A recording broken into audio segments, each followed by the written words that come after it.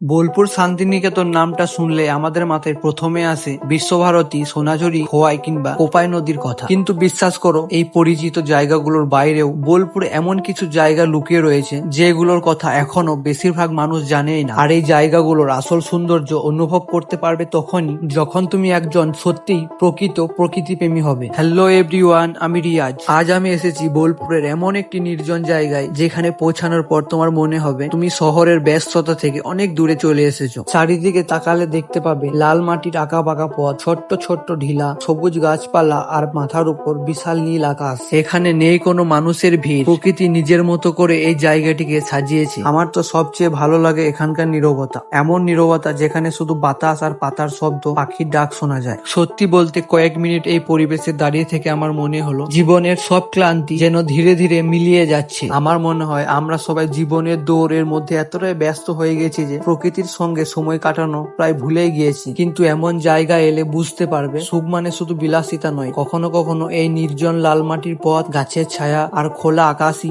সবচেয়ে বড় শান্তির ঠিকানা হতে পারে। যদি কখনো তোমরা এখানে এসো তবে একটা অনুরোধ থাকবে, জায়গাটিকে পরিষ্কার রাখবে আর প্লাস্টিক বা আবর্জনা ফেলবে না, কারণ এই সৌন্দর্য আমাদের সবার। আমার আগের ভিডিওতে কমেন্ট করেছিল গোপালনগর থেকে পিন্টু, বোলপুর তিসলাপট্টি থেকে আশিস, মহিদাপুর থেকে মুস্কান, মকরমপুর থেকে আলোক এবং শামসুল মুলুক থেকে। তোমরাও যদি চাও তোমাদের নাম আমি ভিডিওতে নিই তাহলে কমেন্ট করো তোমাদের নামের সাথে তোমাদের গ্রামের নাম। নেক্সট ভিডিওতে আমি তোমাদের নাম নেব।